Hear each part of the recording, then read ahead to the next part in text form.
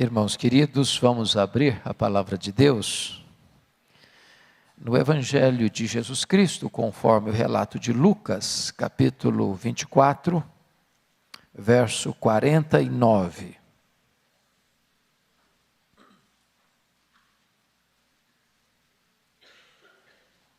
Lucas 24, 49.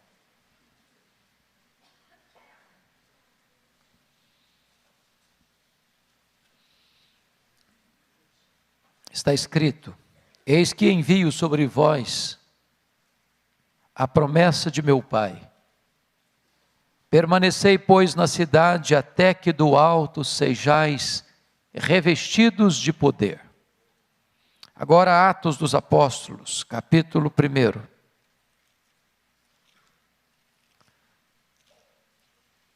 Versos 4 a 8.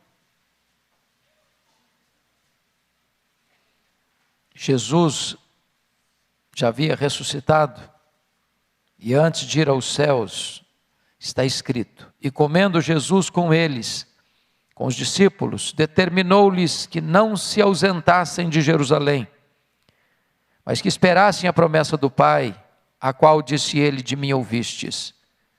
Porque João, na verdade, batizou com água, mas vós sereis batizados com o Espírito Santo, não muito depois destes dias.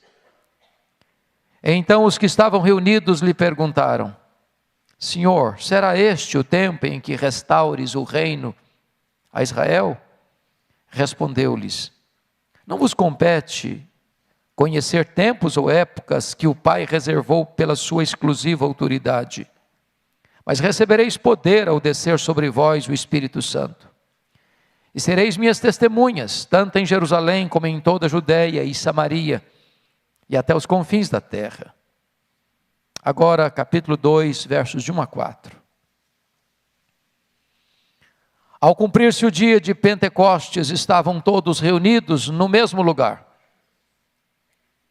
De repente veio do céu um som como de um vento impetuoso, e encheu toda a casa onde estavam assentados. E apareceram distribuídas entre eles línguas como de fogo, e pousou uma sobre cada um deles. Todos ficaram cheios do Espírito Santo, e passaram a falar em outras línguas, segundo o Espírito lhes concedia que falassem. Verso 11. Tanto judeus como prosélitos, cretenses e arábios, como os ouvimos falar em nossas próprias línguas as grandezas de Deus. Irmãos, nesta noite eu gostaria de conversar um pouco com vocês sobre o poder do Espírito Santo. E eu estou convencido, e vocês certamente também, de que o Pentecostes foi certamente o maior acontecimento na história da igreja, depois da morte e da ressurreição do Senhor Jesus Cristo. Foi ali, historicamente, que o Espírito Santo foi derramado, em cumprimento à promessa do Pai, para ficar para sempre com a sua igreja. O derramamento do Espírito Santo trazendo poder acontece exatamente porque os discípulos obedecem à orientação de Jesus: permanecei na cidade, até que do alto sejais revestidos de poder. Porque antes de enviar a igreja ao mundo, Jesus Cristo enviou o Espírito Santo à igreja. E esta ordem não pode ser invertida. Esta espera foi uma espera obediente. Esta espera foi uma espera perseverante. Esta espera foi uma espera cheia de expectativa, a expectativa do revestimento de poder. Diz o capítulo 1, versículo 14 de Atos, que todos estes perseveravam unânimes em oração, com as mulheres, com Maria, mãe de Jesus, e com os irmãos dele. Notem vocês que não foram alguns, mas todos. E todos perseveravam, mas todos estavam unânimes, sintonizados no mesmo canal, desejosos da mesma experiência, aguardando o mesmo revestimento de poder, sintonizados na mesma obediência à orientação de Jesus para o recebimento do mesmo poder, o poder do Espírito Santo de Deus. Esses 120 estão unidos, coesos, unânimes, perseverando na busca do mesmo ideal, serem revestidos com o poder do Espírito Santo. O que aconteceu então naquele dia histórico, memorável do Pentecostes? Eu gostaria de destacar duas verdades soleníssimas. A primeira delas, a experiência pessoal do enchimento do Espírito Santo. Notem comigo o que está escrito no capítulo 2, versículo 4. Todos ficaram cheios do Espírito Santo. Agora preste atenção numa coisa, amados. É muito importante entender isso. Aqueles discípulos que estão no cenáculo aguardando o enchimento do Espírito Santo, eles já eram crentes. Eles já eram salvos. Consequentemente, eles já tinham o Espírito Santo. Notem vocês que foi o próprio Jesus quem disse que eles já estavam limpos. Foi o próprio Senhor Jesus que disse que todos aqueles que o Pai havia lhe dado, ninguém havia perecido, exceto Judas Iscariotes, o filho da perdição. Aqueles 120 que estavam lá já possuíam o Espírito Santo, porque a Bíblia é clara e categórica em afirmar que ninguém pode pertencer a Cristo a não ser pela obra do Espírito Santo. Ninguém pode ser crente a não ser que tenha nascido de novo da água e do Espírito. Se isso não bastasse, o próprio Jesus Cristo, depois de ressuscitado, soprou sobre eles o Espírito Santo e disse: recebei o Espírito Santo. Portanto, eles já tinham o Espírito Santo, eles já eram habitados pelo Espírito Santo, mas eles ainda não estavam cheios do Espírito Santo. Uma coisa é ter o Espírito Santo presente, outra coisa é ter o Espírito Santo presidente. Uma coisa é ter o Espírito Santo em nós, ser habitados pelo Espírito. Outra coisa é ser cheio e revestido com o poder do Espírito Santo. E eu gostaria de hoje pensar com você, fazendo-lhe essa pergunta muito particular, muito pessoal. Você que está aqui, que é crente, que é salvo pela graça, que já foi lavado no sangue do Cordeiro, que tem o seu nome escrito no livro da vida, você está cheio do Espírito Santo? Há provas disso na sua vida? Há evidências disso na sua vida? Há sinais disso na sua vida? Porque ser cheio do Espírito Santo não é uma opção nossa, é uma ordenança do Senhor Jesus Cristo. É uma orientação clara e um imperativo absoluto que Paulo dá em Efésios 5,18. Não vos embriagueis com vinho no qual há dissolução, mas enchei-vos do Espírito. E esse verbo está no presente contínuo, dizendo o seguinte, que ontem você pode ter sido cheio do Espírito Santo, mas hoje você precisa ser cheio de novo, porque a plenitude de ontem não serve para hoje. Agora notem comigo, o que acontece nessa experiência? Olha o capítulo 2 comigo. Ao cumprir-se o dia de Pentecostes, estavam todos reunidos no mesmo lugar. De repente veio do céu um som, como de um vento impetuoso, e encheu toda a casa onde estavam reunidos. Notem vocês que o Espírito Santo vem na semelhança de um vento, como um vento impetuoso. E o vento é um símbolo do Espírito. E foi o próprio Jesus Cristo quem disse isso, que os ventos sopram onde quer. Ouves a sua voz, não sabes de onde vem, nem para onde vai. Assim é aquele que é nascido do Espírito. E quando Jesus lança mão desta figura, desta imagem, deste emblema do vento, para ilustrar a obra do Espírito Santo, ele está nos ensinando algumas lições. Primeiro, o Espírito Santo de Deus é livre, ele sopra onde quer. Ele não pode ser comandado, ele não pode ser dirigido, ele não pode ser coordenado pelo homem, ele é livre. Ele é livre, ele sopra onde quer. Ele sopra onde você jamais soprou. Ele sopra onde você jamais esperaria que ele soprasse. Ele sopra e ninguém pode resistir ao sopro do Espírito Santo de Deus, porque além de livre, ele é soberano.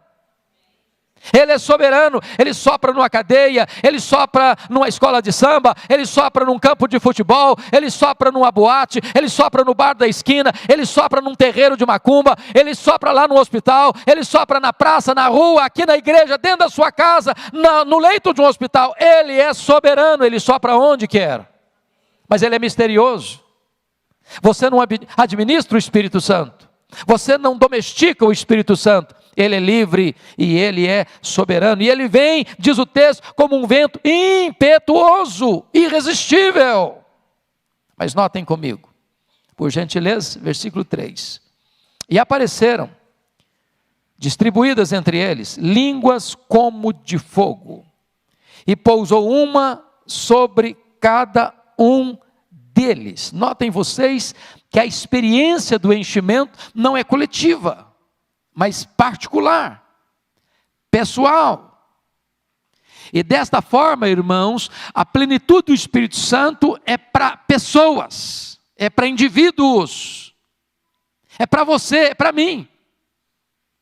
Estas línguas como de fogo pousaram, mas não pousaram no ambiente geral, não pousaram na coletividade, uma sobre cada um deles. Agora notem. O Senhor Jesus Cristo, através do seu precursor João Batista, foi categórico em afirmar, quando as pessoas queriam fazer dele o Messias: porventura tu não és o Cristo? E João Batista disse para as multidões: eu batizo com água, mas aquele que vem depois de mim é mais poderoso do que eu. E Ele vos batizará com o Espírito Santo e com fogo. Se você olhar a história bíblica, Deus se revelou através do fogo.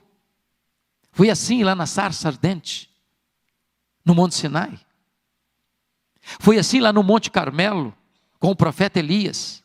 O fogo de Deus veio, consumiu o holocausto. Foi assim quando Salomão estava consagrando o templo. A presença de Deus veio como fogo. A Bíblia diz, e as Escrituras nos informam, que o trono de Deus é fogo, que Deus é fogo, que a palavra de Deus é fogo, que Ele faz dos seus ministros labaredas de fogo.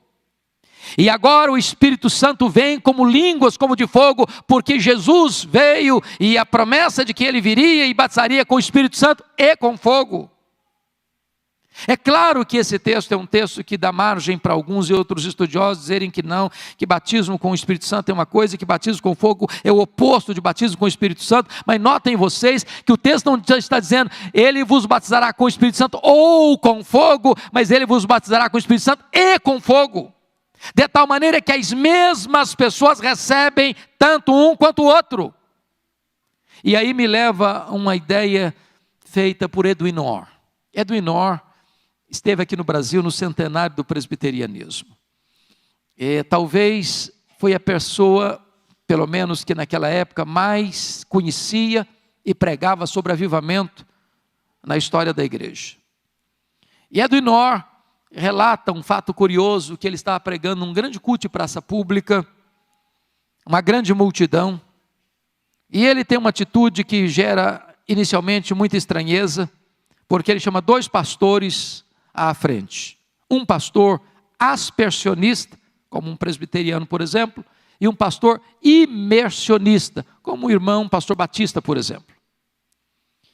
E aí, na frente de toda aquela multidão, ele perguntou para os pastores assim: qual de vocês usa mais água no batismo?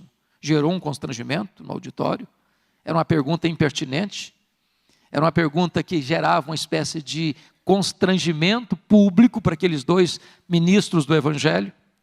E antes que o desconforto pudesse ser gerado, ele respondeu: não importa a quantidade de água que vocês usam no batismo, a língua continua seca. Nós precisamos de um batismo de fogo, porque só o fogo pode entrar para as suas entranhas e purificar você. Quando você trata do batismo com fogo, você está pensando em 4 coisas. Primeiro, o fogo ilumina. Segundo, o fogo aquece. Terceiro, o fogo purifica. Quarto, o fogo alastra. Nós precisamos deste revestimento e deste poder. Deste poder.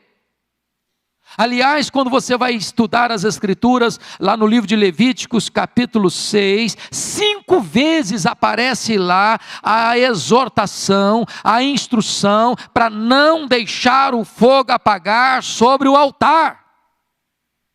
Porque o fogo tem 2 características, ou ele alastra, ou ele apaga. Para que o fogo continue aceso no seu coração, é necessário você manter o combustível do fogo. Alimentar o fogo, porque senão ele apaga. Há muitos crentes, meus irmãos, que hoje estão como que cobertos de cinzas. Houve um tempo na sua vida que houve fogo, houve um tempo na sua vida que houve fervor, houve um tempo na sua vida em que havia amor por Jesus, alegria na presença de Deus, delícia na oração, prazer no louvor, paixão pelo Evangelho, alegria em falar de Jesus Cristo. Esta chama foi apagando, foi ficando uma chama bruxuleante, e de repente esse fogo apagou, e essas brasas se tornaram um carvão cheio de cinzas e coberto de cinzas.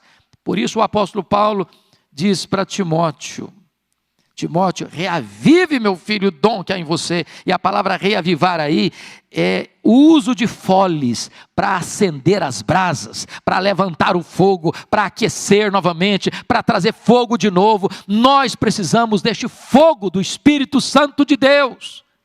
E eu não estou falando de fogo estranho. E eu não estou falando de fogo fátuo, eu não estou falando de fogo plástico, eu não estou falando de fogo produzido pela terra, eu não estou falando de fogo produzido pelo homem, eu estou falando do fogo do Espírito Santo de Deus, que aquece, que inflama, que purifica e que alastra para a glória de Deus. O general William Booth insistia com o seu povo: a tendência do fogo é apagar-se, vigie o fogo no altar do seu coração.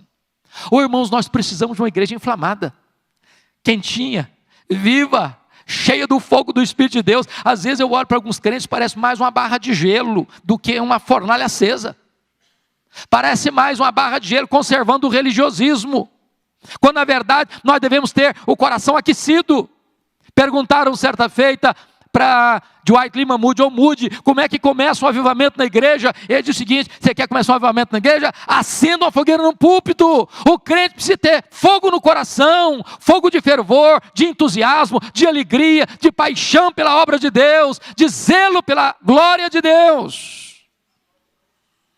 Precisamos de línguas como de fogo, amados irmãos.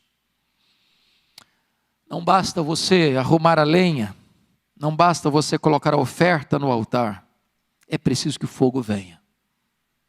E quando o fogo desce, o povo cai de joelhos clamando: só o Senhor é Deus, só o Senhor é Deus, só o Senhor é Deus.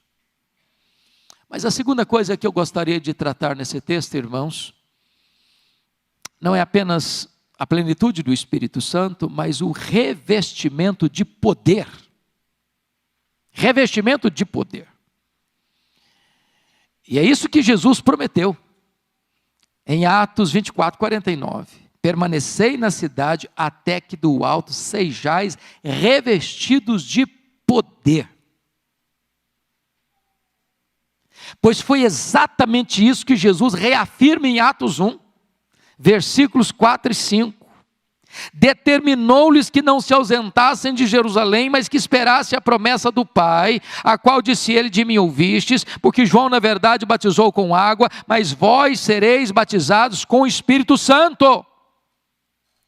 Isso gera uma pergunta: vai ser nesse tempo que o Senhor vai restaurar o reino a Israel?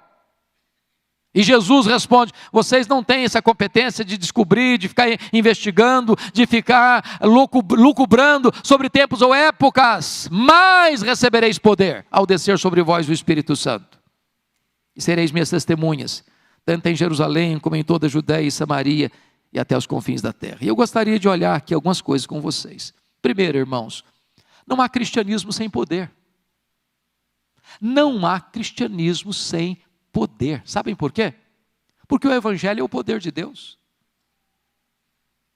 Nós pregamos o Evangelho, que é o poder de Deus. Segundo, irmãos, O Espírito Santo é espírito de poder. É o que o apóstolo Paulo descreve para Timóteo, capítulo 2, 2 Timóteo 1,7. Deus não nos deu espírito de medo, de covardia, de fraqueza, de timidez, mas espírito de poder.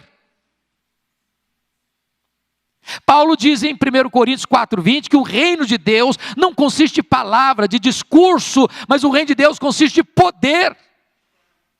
Então não há cristianismo sem poder. Então não deveria existir cristão sem poder. Mas a pergunta é: estamos nós revestidos com esse poder? Notem comigo. O próprio Senhor Jesus Cristo, sendo um homem perfeito, não abriu mão desse poder. Se não, vejamos. Primeira experiência está lá no seu batismo. Quando ele é batizado, e ele não precisava ser batizado, porque o batismo de João era batismo de arrependimento, e ele não tinha pecado dos quais se arrepender. E ele recebeu o batismo porque ele se identificou conosco que somos pecadores. Mas diz a Bíblia que enquanto ele orava, os céus se abriram, o Espírito Santo desceu sobre ele, e o Pai falou: este é o meu Filho amado, em quem eu me comprazo. A partir dali, ele é revestido com esse poder. E se você lê em seguida em Lucas, cheio do Espírito Santo, ele é conduzido ao deserto para ser tentado pelo diabo, e ele vai no poder do Espírito Santo e derrota o diabo no seu próprio território. E diz ainda Lucas 4 que ele retorna para a Galileia cheio do Espírito Santo. E diz ainda Lucas 4 que ele chega em Nazaré, pega o livro de Isaías, o rolo do livro de Isaías nas suas mãos e lê: o Espírito do Senhor Deus está sobre mim, pelo que me ungiu para pregar, para libertar e para curar. A Bíblia diz que ele andou por todo lado, fazendo bem, libertando os oprimidos do diabo, porque ele estava revestido com o poder do Espírito Santo. Ele, sendo filho de Deus, não abriu mão desse poder. E você? E eu? E nós? Abriríamos mão? Notem comigo. Os discípulos não poderiam abrir mão, porque é uma ordem expressa de Jesus: permanecei na cidade até que sejais revestidos de poder. Mas recebereis poder ao descer sobre vós o Espírito Santo. E aqui eu chamo a sua atenção para algumas perguntas. Mas poder para quê? Hoje, quando você vê algumas igrejas que falam tanto de poder, de uma maneira distorcida, desconectada com as Escrituras, via de regra as pessoas falam de poder para se aparecerem, para que o homem seja o centro, para que o homem seja notado, para que o homem seja aplaudido, para que o homem seja reconhecido, para uma exposição humanista. Mas a pergunta bíblica permanece: poder para quê? Por que a igreja precisa de poder? Por que você precisa de poder? Por que a igreja presbiteriana de Pinheiros, de São Paulo, precisa de poder? Por que a sua família precisa de poder? E a resposta poderíamos encontrar: primeiro, nós precisamos de poder, irmãos, para sacudir o jugo do medo. Aqueles discípulos estavam com medo. Diz a Bíblia que eles estavam, João 20, 19, trancados, com medo dos judeus. Tem muitos crentes com medo. Medo de abrir a boca, medo de testemunhar, medo de ser fiel, medo de assumir o seu compromisso com Jesus, medo de vestir a camisa de um cristão, medo de ser uma testemunha eficaz do Senhor Jesus Cristo lá na escola, lá na universidade, lá diante da oposição do mundo, lá no seu trabalho, lá na sua empresa, lá nos seus negócios. Medo, covardia. Nós precisamos de poder, queridos, porque um crente revestido com poder, ele não teme o mundo, ele não teme o diabo, ele não teme a perseguição, ele não teme a hostilidade, ele não teme a oposição, ele não teme. É por isso que Paulo diz para Timóteo: ó Timóteo, meu filho, Deus não deu para nós espírito de medo, Deus não deu para nós espírito de covardia, Deus deu para nós espírito de poder, Timóteo. Segundo lugar, irmãos, poder para quê? Poder para quê? Segundo, poder para tirar os olhos da especulação teológica para a ação missionária. Note que quando Jesus falou deste poder para os seus discípulos, eles entraram com uma pergunta teológica, escatológica. Será nesse tempo que o Senhor vai restaurar o reino de Israel? Quando eu olho hoje no cenário evangélico brasileiro, e até mesmo dentro do nosso cenário de linha reformada, eu percebo que nós, via de regra, despendemos a maioria da nossa energia, do nosso tempo, com discussões teológicas. Nós gastamos a maioria do nosso tempo com lucubrações doutrinárias, que em si não são ruins, que não tem nenhum problema de você discutir, de você aprofundar, de você querer saber, de você ter interrogações, de você ter perguntas. Mas o que Jesus foi claro em dizer para nós é o seguinte: em vez de nós ficarmos despendendo todo o nosso tempo com lucubrações teológicas, nós deveríamos focar a nossa atenção para a agenda missionária da igreja. Deus não nos chamou para discutir, Deus nos chamou para trabalhar. Deus nos chamou para testemunhar. Deus nos chamou para olhar para os confins da terra e entender que só temos hoje para ganhar a nossa geração, porque se nós falharmos em ganhar a nossa geração, na nossa geração, nós teremos sido derrotados fragorosamente. Às vezes, queridos, discutimos muitas opiniões, profundas lucubrações, mas não agimos. Temos muito religiosismo e pouca vida. Muita ortodoxia e pouco poder, muita discussão e pouco trabalho, muito barulho e pouco resultado. Terceiro, poder para quê? Por que você e eu precisamos de poder? Em terceiro lugar, poder para morrer. Olha Atos 1:8, mas recebereis poder ao descer sobre vós o Espírito Santo, e sereis minhas testemunhas.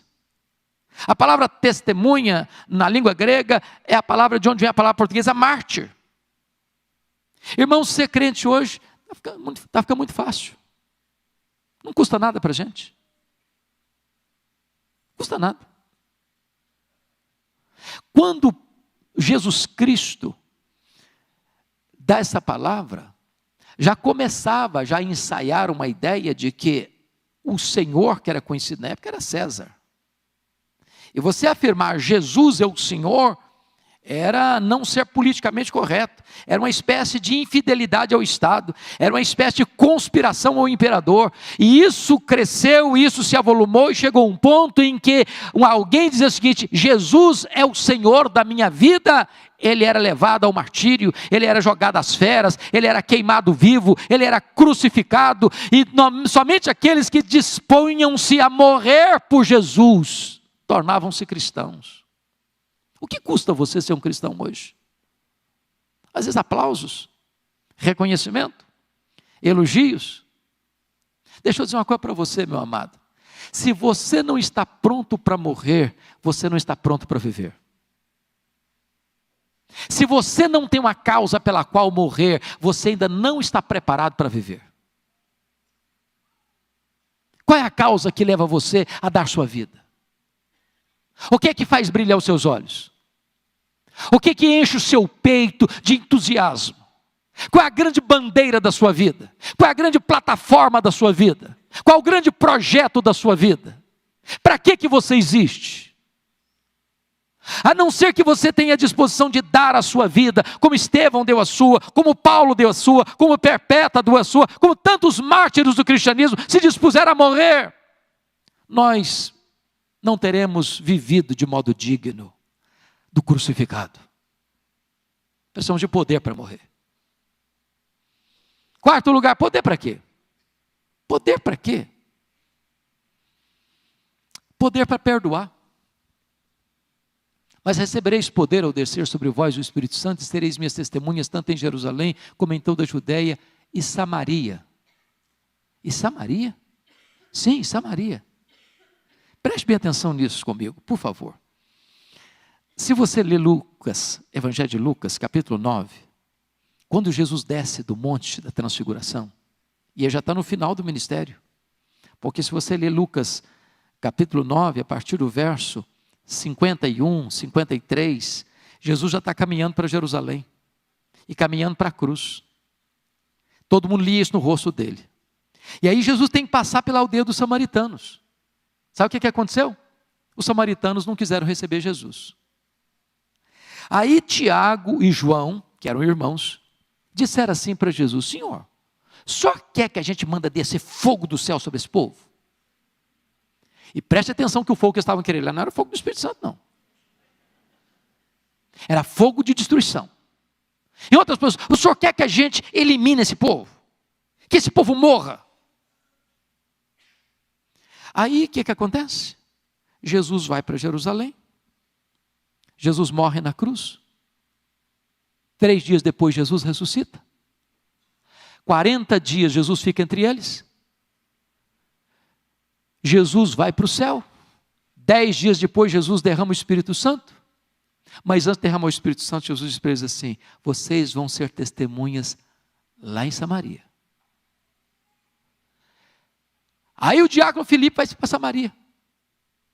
E aí Deus faz maravilhas lá. Milagres extraordinários. Prega aos ouvidos, prega aos olhos. Sabe quem vai lá para Samaria orar para que o Espírito Santo venha sobre os samaritanos? João. João, que estava dias antes dizendo assim: Senhor, quer que a gente destrua? Agora, dias depois, já está dizendo: Senhor, manda o Espírito Santo. Manda o Espírito Santo. Você precisa de poder para perdoar. Perdoar aqueles que um dia você queria que eles morressem.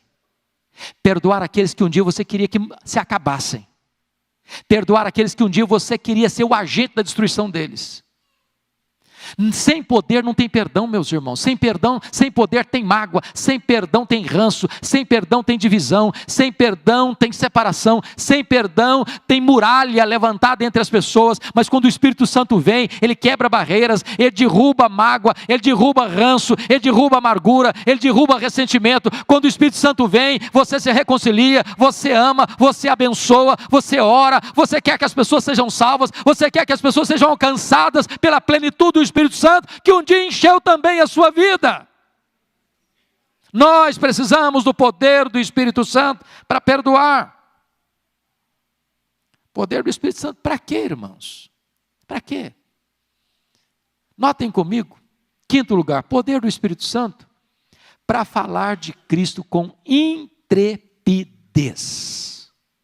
Eu faço um desafio para você e eu vou ler alguns versículos só para a gente não ficar com dúvidas sobre isso. Uma conexão em Atos dos Apóstolos com o enchimento do Espírito Santo e pregação intrépida da palavra. Agora eu vou fazer uma pergunta para você: você tem pregado a palavra com intrepidez? Qual foi a última vez que você pregou a palavra com intrepidez? Mas eu não sou o pastor da igreja. Quando aqueles crentes foram dispersos por causa da perseguição com a morte de Estevão, diz a Bíblia que, exceto os apóstolos, todos foram dispersos. E todos, ao serem dispersos, não saíram murmurando, não saíram amaldiçoando, não saíram invocando juízo de Deus sobre aquelas pessoas que tomaram seus bens, que saquearam as suas propriedades, que expulsaram-nas de casa e da sua terra, e da sua casa, e da sua vila, e da sua cidade, mas saíram todos pregando a palavra de Deus. Pregando a palavra de Deus. Então, veja comigo, por favor, essa conectividade. Vamos ver. Primeiro, dá uma olhadinha aí comigo, capítulo 1, versículo 8. Vamos juntos? Mas recebereis poder ao descer sobre vós o Espírito Santo, e sereis minhas testemunhas, tanto em Jerusalém, como em toda a Judeia e Samaria, e até os confins da terra. Agora olhe comigo, por favor, capítulo 4, versos 29 a 31. Agora nós vamos ler com mais força, unânime, todos juntos, a uma só voz. Atos 4, 29 a 31, toda a igreja. Agora, Senhor, olha para as suas ameaças e concede aos teus servos que anunciem com toda a intrepidez a tua palavra, enquanto estendes a mão para fazer curas, sinais e prodígios, por intermédio do nome do teu santo servo Jesus. Tendo eles orado, tremeu o lugar onde estavam reunidos. Todos ficaram cheios do Espírito Santo e com intrepidez anunciavam a palavra de Deus. Louvado seja o Senhor. Olha comigo, por favor, capítulo 6, versos 8 a 10. Olha a história de Estevão. Vamos ler juntos, por gentileza. Com a mesma ênfase. Capítulo 6, 8 a 10. Todos juntos. Estevão, cheio de graça e poder, fazia prodígios e grandes sinais entre o povo. Levantaram-se, porém, alguns dos que eram da sinagoga, chamada dos libertos, dos sirineus, dos alexandrinos, da Cilícia e Ásia, e discutiam com Estevão, e não podiam resistir à sabedoria e ao espírito pelo qual ele falava. Louvado seja Deus. Agora Atos 9, para encerrar essa leitura. Atos 9, por favor, versos 17 a 22. Todos juntos, por gentileza. Então Ananias foi, e entrando na casa, impôs sobre ele as mãos, dizendo: Saulo, irmão, o Senhor me enviou, a saber, o próprio Jesus que te apareceu no caminho por onde vinhas, para que recuperes a vista e fiques cheios do Espírito Santo. Imediatamente lhe caíram dos olhos como que umas escamas, e tornou a ver. A seguir, levantou-se e foi batizado. E depois de ter sido alimentado, sentiu-se fortalecido. Então permaneceu em Damasco alguns dias com os discípulos. E logo pregava nas sinagogas a Jesus, afirmando que este é o Filho de Deus. Verso 22. Saulo, porém, mais e mais se fortalecia e confundia os judeus que moravam em Damasco, demonstrando que Jesus é o Cristo. Oh, amados irmãos, é hora de você agora parar e perguntar: meu Deus, isso só está escrito na Bíblia ou isso é para mim? Isso é uma história do passado? Ou isso é uma promessa para o presente? Eu pergunto a você: você tem tido intrepidez, irmão? Se você não tem tido intrepidez, hoje, agora, nessa noite, nós precisamos desse poder, queridos. Nós precisamos desse poder. Meus irmãos, se esta igreja entender isso, se esta igreja clamar ao céu, se esta igreja receber esse poder do Espírito Santo, essas paredes não vão nos comportar mesmo. Se este poder vier sobre nós, irmãos, os adolescentes, as crianças, os jovens, os casais, os anciãos, os líderes da igreja, todo mundo vai sair e pregar com intrepidez no dia a dia, dentro da sua casa, na sua vizinhança, no seu trabalho, na sua universidade, na sua escola, onde você estiver, e esse poder é irresistível. Revestimento de poder para pregar. Quer conferir comigo como é que Paulo pregava? Abra sua Bíblia só um pouquinho comigo lá em 1 Tessalonicenses 1,5. Preste atenção no que ele está o que ele está falando aí.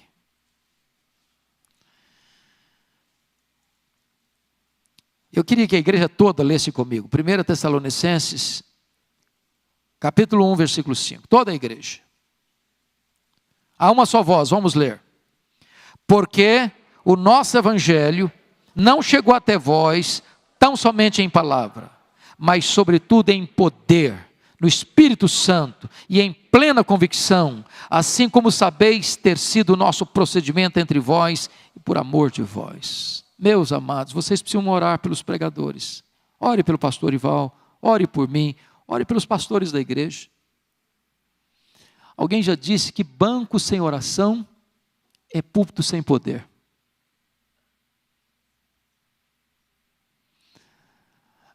A pregação não é apenas um discurso bem elaborado, retórica e exegeticamente falando. A pregação pressupõe demonstração de poder. A ponto da pessoa entrar com o coração mais endurecido e esse poder ser quebrado. E essa resistência ser tirada. Sabe por quê? Porque o Evangelho é o poder de Deus, e a palavra aí é dinamite. Dinamite é usada para explodir pedra granítica.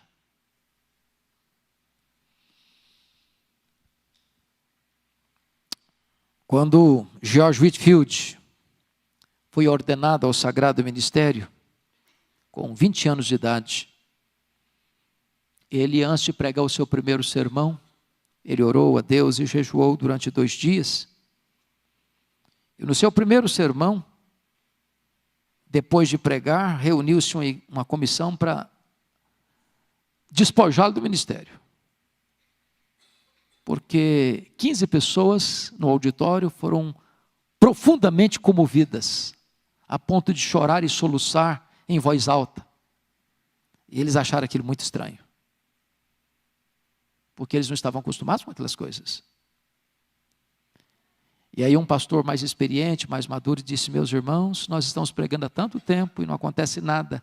E esse jovem prega, e há essa comoção e essa convulsão, deixa o homem pregar. E ele pregou 35 anos. 3 a 5 vezes por dia. Para auditórios de até 80 mil pessoas sem microfone.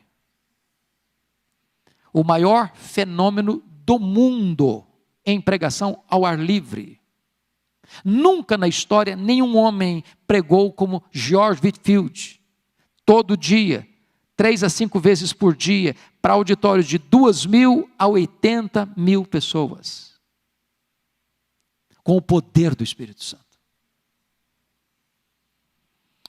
John Wesley, depois de anos de trabalho missionário, reconheceu que ele era apenas um crente nominal.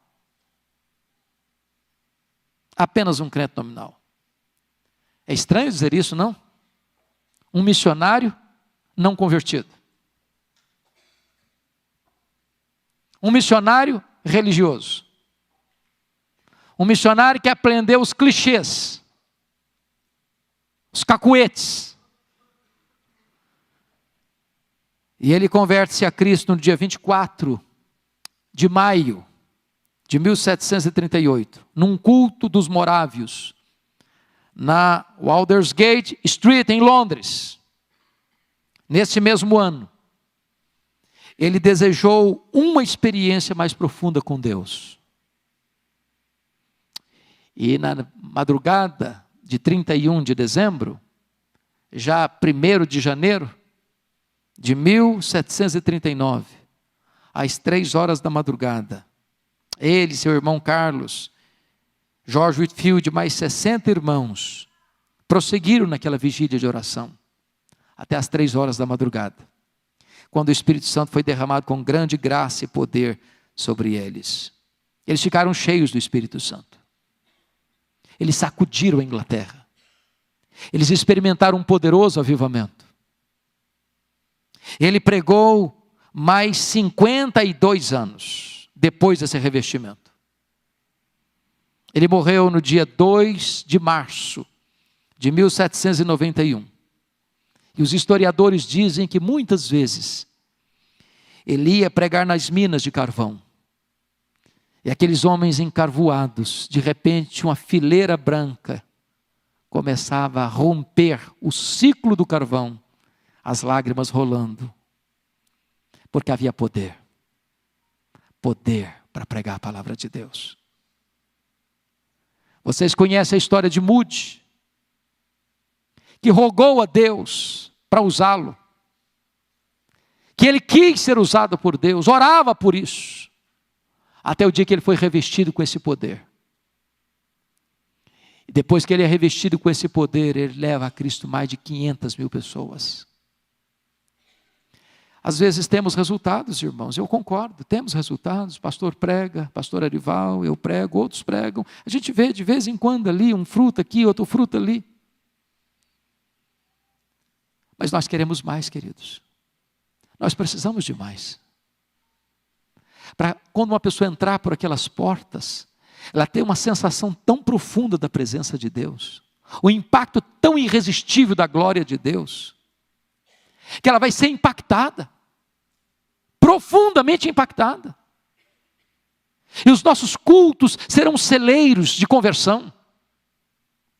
Não haverá reuniões a não ser de oração, de estudo bíblico, de um encontro das mulheres à tarde, do Conexão com Deus segunda noite, ou dos cultos dominicais dessa igreja, ou nas salas de aula, sem que os pecadores se rendam aos pés do Salvador, que as lágrimas do arrependimento brotem. Nós precisamos de ver vida, por causa deste evangelho de poder. Nós precisamos desse poder.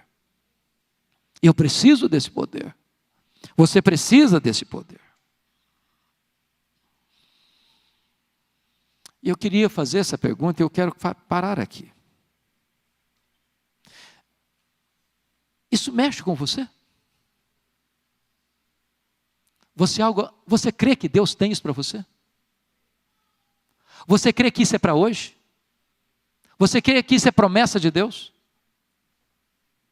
Você crê que Deus pode fazer? Quando o apóstolo Pedro estava pregando lá no Pentecoste, depois do derramamento do Espírito Santo, ele se dirigiu àquela multidão nessas palavras: esta promessa é para vós, esta promessa é para os vossos filhos, esta promessa é para aqueles que ainda estão longe, para você e para mim, esta promessa é para todos quantos o Senhor nosso Deus chamar. Portanto, irmão, todo aquele que é chamado para a salvação tem uma promessa de revestimento de poder, o poder do Espírito Santo de Deus. Se nós não estamos cheios, irmãos, não é por falta desse poder, é porque nós não estamos buscando esse poder, é porque nós não estamos preparando o caminho do Senhor para que Ele se manifeste, é porque nós ainda estamos negligenciando a perseverança desta busca até que este poder venha sobre nós e nos revista. Eu gostaria que você curvasse a sua fronte, que você fechasse os seus olhos.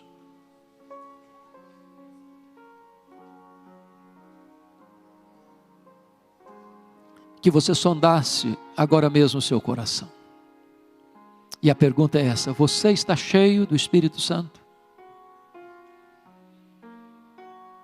Você foi revestido com o poder do Espírito Santo? Do que você está cheio? O que encanta o seu coração? O que faz os seus olhos brilharem? Qual o grande anseio da sua alma? Qual o grande projeto da sua vida?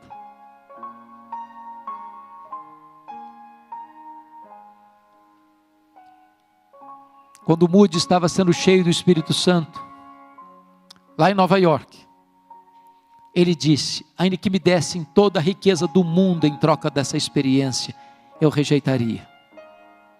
Nem sucesso, nem fama, nem dinheiro, nem riqueza, nem projeção social, nem aplauso dos homens substitui a glória dessa experiência, ser cheio do Espírito Santo, ser revestido com o poder do Espírito Santo. Se você anseia por isso, de todo o seu coração, se você hoje quer colocar sua vida nas mãos do Deus vivo: Senhor, eu quero ser cheio, eu preciso ser cheio, mas talvez tem coisa para ser retirada, porque se existe uma lei da física que dois corpos não podem ocupar o mesmo espaço ao mesmo tempo, é hora de você dizer: meu Deus, o que é que está impedindo a plenitude do Espírito Santo na minha vida? Tenha coragem de romper com isso, tenha coragem de largar práticas de pecado, tenha coragem de romper com aquilo que está impedindo a plenitude do Espírito Santo, obstruindo o caminho da plenitude, impedindo que essas torrentes venham sobre a sua vida.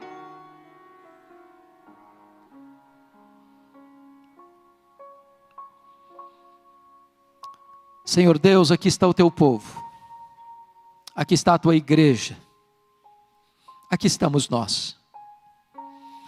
Ah, Senhor, nós tantas vezes olhamos para o nosso coração e parece que esta vinha está murcha, devastada. Mas o que oramos nesta noite, Senhor, restaura a tua vinha. Às vezes olhamos para o nosso coração, meu Deus, ele está árido, seco.